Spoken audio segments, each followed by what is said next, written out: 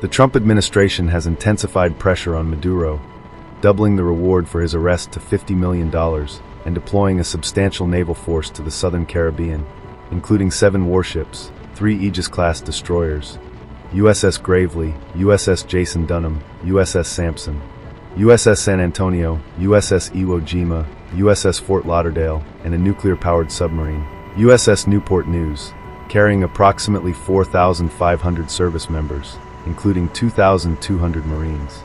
The U.S. claims this deployment, which began around mid-August 2025, is part of an anti-drug trafficking operation targeting Latin American cartels, though it has not ruled out broader objectives, including potential regime change. White House Press Secretary Caroline Leavitt has reiterated that the U.S. does not recognize Maduro as Venezuela's legitimate president, calling his regime a narco-terror cartel.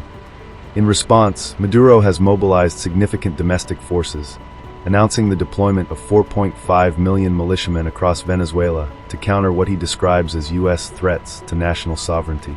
Venezuela has also deployed 15,000 troops to its border with Colombia to combat alleged drug trafficking, alongside warships and drones to patrol its Caribbean coast. Maduro has accused the U.S. of orchestrating a regime change operation and has sought international support, notably from China, which has condemned U.S. actions as violations of Venezuela's sovereignty. The U.S. has further accused Maduro's regime of destabilizing the region, exacerbating migration crises, and providing support to groups like Hezbollah, claims Venezuela denies. The U.S. has maintained sanctions on Venezuela, with recent discussions about leveraging these for concessions on migration or democratic reforms, though no significant progress has been made. A failed negotiation attempt earlier in 2025 to swap Venezuelan migrants detained in El Salvador for American prisoners and Venezuelan political prisoners highlighted diplomatic missteps within the U.S. administration. On the ground, Maduro has rallied civilian militias, with thousands registering in Caracas to bolster national defense, while Venezuela's government insists it is effectively combating drug trafficking, claiming to have seized 53 tons of drugs in 2025. Analysts and some Venezuelans view the U.S. military buildup as posturing rather than an imminent invasion, but the situation remains volatile, with no clear resolution in sight. The lack of formal diplomatic relations since 2019 and ongoing U.S. sanctions, particularly on Venezuela's oil sector, continue to strain bilateral ties. China-Venezuela relations have deepened significantly in 2025, driven by mutual strategic interests amid escalating U.S. Venezuela tensions. The relationship, elevated to an all-weather strategic partnership in 2023, spans economic, technological, and diplomatic cooperation. Venezuelan President Nicolas Maduro has actively highlighted this alliance, notably showcasing a Huawei phone gifted by Chinese President Xi Jinping as a symbol of their close ties. China has provided Venezuela with substantial economic support, including over $60 billion in loans since the early 2000s, primarily for oil and infrastructure projects, though mismanagement has limited their success. In response to U.S. military deployments in the Caribbean and a $50 million bounty on Maduro, China has condemned U.S. actions as violations of Venezuela's sovereignty, advocating for a multipolar world order. Venezuelan Foreign Minister Iván Gil thanked China for its unshakable friendship in opposing U.S. interference. Economically, China is Venezuela's largest creditor and a key oil importer, though it has shifted from large-scale loans to targeted investments, such as special economic zones, to mitigate risks from Venezuela's economic instability. Diplomatically, Venezuela supports China's positions on Taiwan, Hong Kong, and the South China Sea, while China backs Maduro's regime, including endorsing his controversial 2024 election victory. Analysts suggest China's support aims to secure its investments and counter U.S. influence, though Beijing is cautious about direct military involvement to avoid confrontation. Over 600 bilateral agreements are planned for 2025, focusing on science, technology, and agriculture, signaling continued deepening of ties. However, China's pragmatic approach suggests it could adapt to a potential opposition government if Maduro's regime falters. The U.S. has deployed a significant naval force to the southern Caribbean, near Venezuela, as part of an operation described as targeting Latin American drug cartels, particularly the Venezuela-based Cartel of the Suns, which the U.S. accuses President Nicolas Maduro of leading. Here's a detailed breakdown of the U.S. naval assets and the status of potential ground troop deployment based on available information up to August 29, 2025. U.S. naval assets deployed. The U.S. naval deployment includes a robust task force, one of the largest in the region in decades, with the following ships and assets: Arleigh Burke-class guided missile destroyers, USS Gravely, USS Jason Dunham, and USS Sampson. These Aegis-class destroyers are equipped with advanced air defense, ballistic missile defense, and anti-submarine warfare systems. They carry Tomahawk cruise missiles for long-range strikes, standard missiles for air defense, and rocket-assisted torpedoes for anti-submarine operations. These ships left their respective bases, Mayport for Gravely and Dunham, near the Panama Canal for Sampson, and were reported to be arriving off Venezuela's coast around August 19th to 20th, 2025. These destroyers are designed for multi-domain warfare, capable of countering threats from air, land, sea, and underwater, making them versatile for both surveillance and potential strike operations. Amphibious Ready Group, ARG USS Iwo Jima, LHD, 7 a Wasp-class amphibious assault ship, serving as the flagship of the Iwo Jima ARG. It carries helicopters, tiltrotor aircraft, and landing craft, enabling rapid deployment of Marines for amphibious operations. USS San Antonio, LPD-17, and USS Fort Lauderdale, LPD, 28 San Antonio-class amphibious transport dock ships, designed to transport and deploy Marines, vehicles, and equipment via landing craft or helicopters. These ships carry approximately 4,000 to 4,500 personnel, including the 22nd Marine Expeditionary Unit, MEU, with around 2,200 Marines trained for rapid crisis response, including amphibious landings, raids, and humanitarian missions. The ARG departed Naval Station Norfolk on August 14, 2025, but its deployment was briefly interrupted by Hurricane Erin, forcing a temporary return to Norfolk before resuming operations. Additional naval assets: USS Lake Erie, a Ticonderoga-class guided missile cruiser, reported to be joining the task force by early September 2025. It enhances the group's air defense and strike capabilities with its Aegis combat system and missile launchers.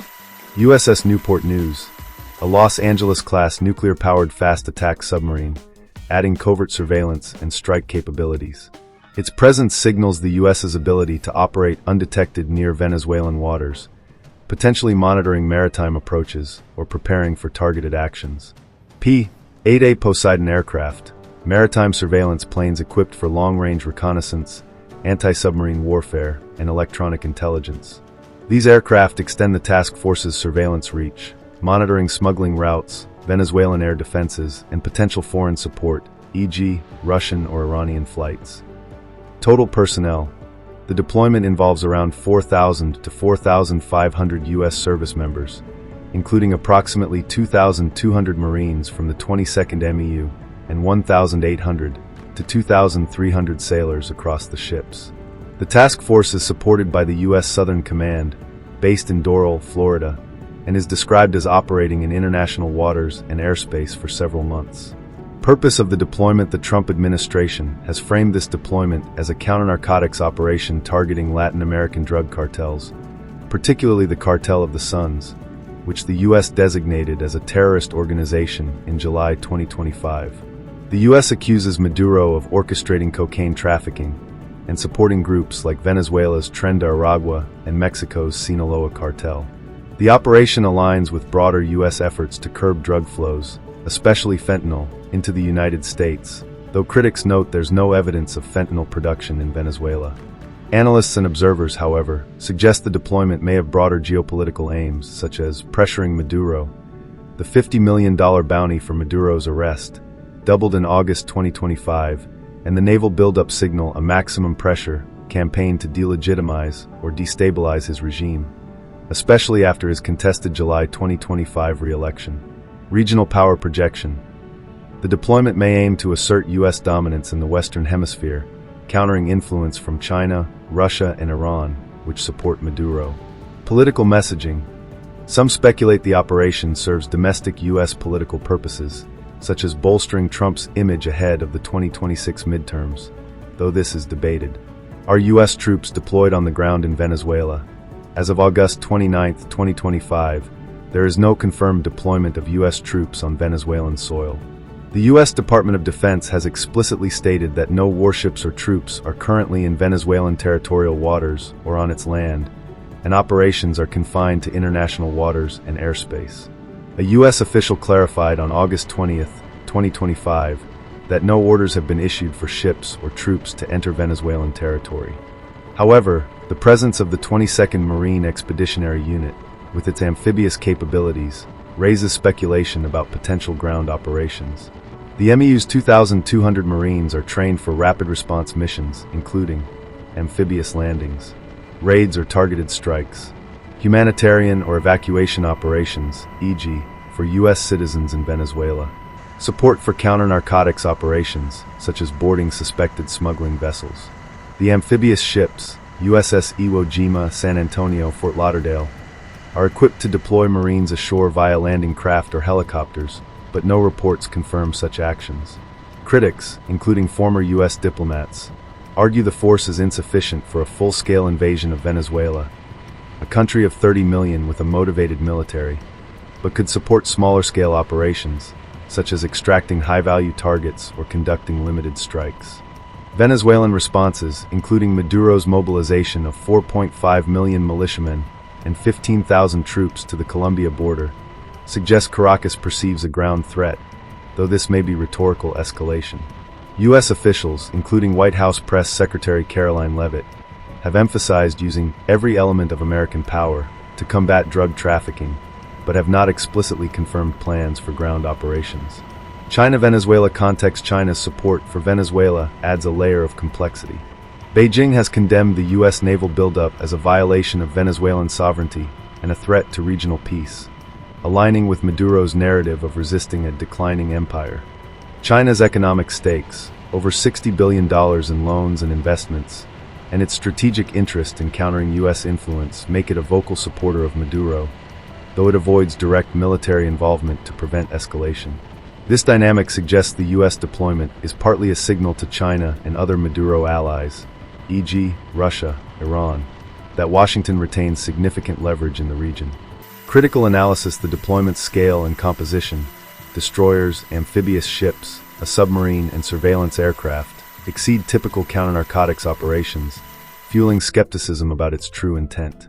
Critics argue it's more about regime change posturing than drug interdiction, given the lack of evidence linking Venezuela to fentanyl production.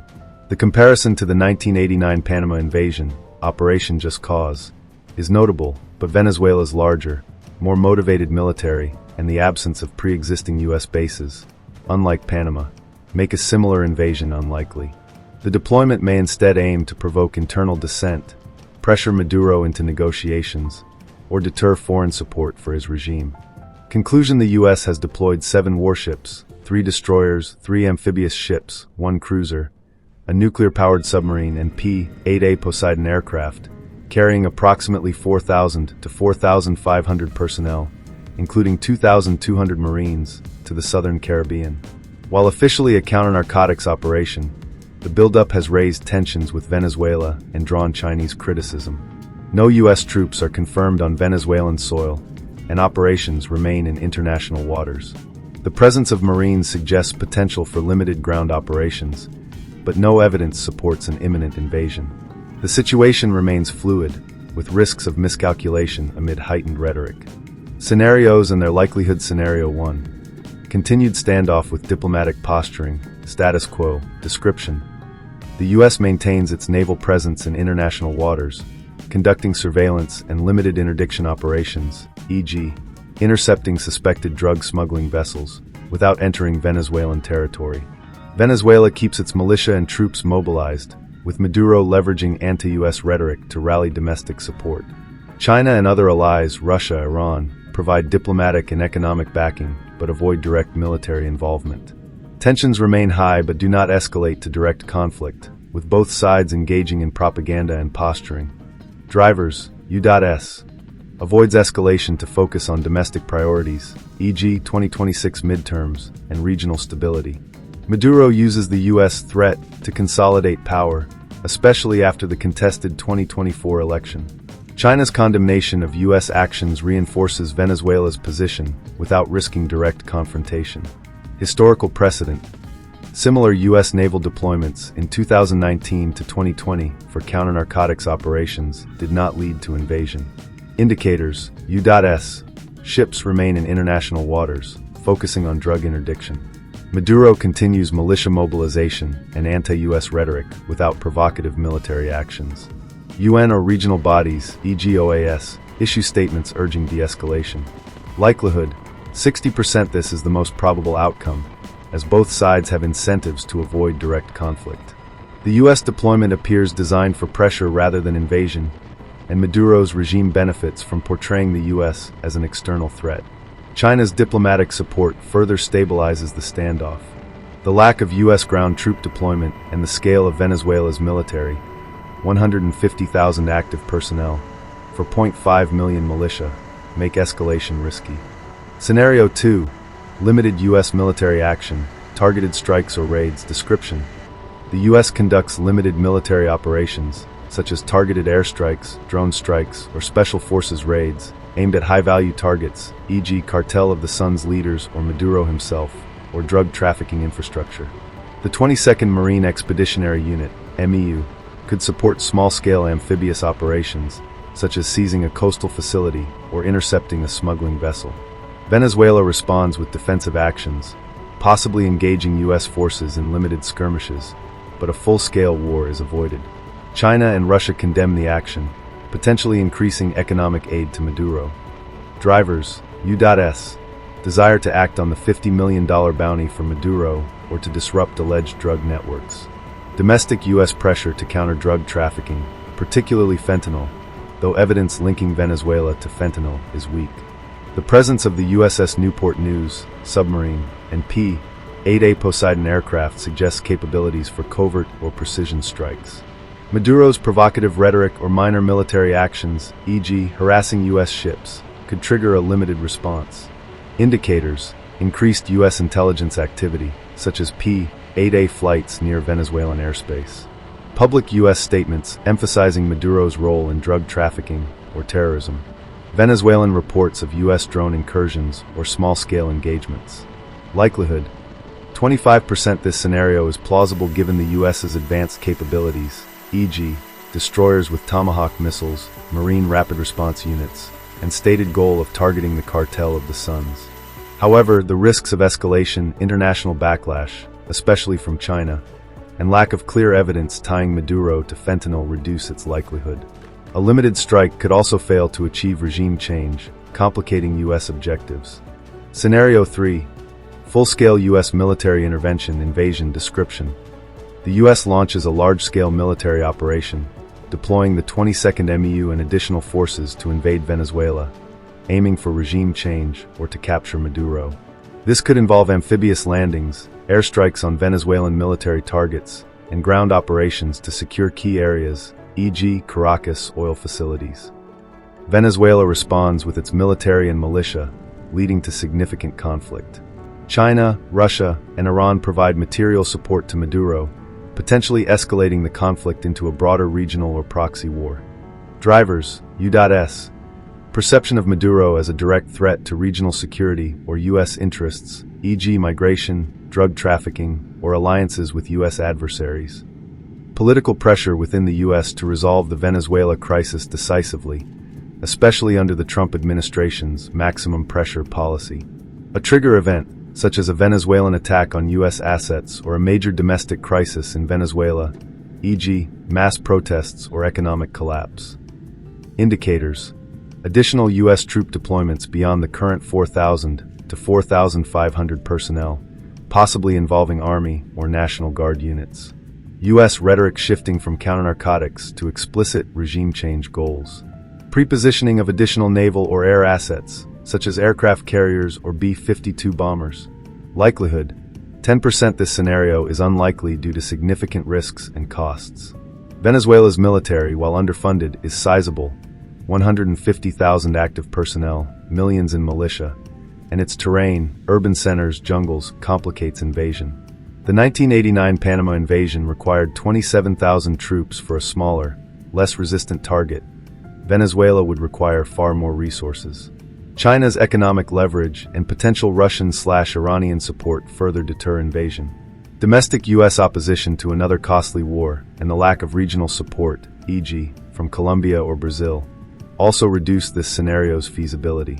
Scenario 4. Negotiated de-escalation or diplomatic breakthrough description. The U.S. and Venezuela, possibly through intermediaries, e.g. Mexico, Norway, or the UN, engage in back-channel negotiations to reduce tensions. The U.S. might offer to scale back its naval presence or ease sanctions in exchange for Venezuelan concessions, such as releasing political prisoners, allowing humanitarian aid, or holding new elections. China could play a mediating role to protect its investments. Tensions cool, and the U.S. withdraw some forces, though underlying issues, e.g. Maduro's legitimacy, persist. Drivers, U.S. Recognition that military escalation is unlikely to achieve regime change without high costs. Maduro's need to stabilize Venezuela's economy, heavily reliant on oil exports and Chinese support. Regional pressure from Latin American countries, e.g. Brazil, Colombia, to avoid conflict that could exacerbate migration or instability. China's interest in maintaining Venezuela as a stable partner for oil and investments. Indicators, public or leaked reports of diplomatic talks, possibly involving third parties.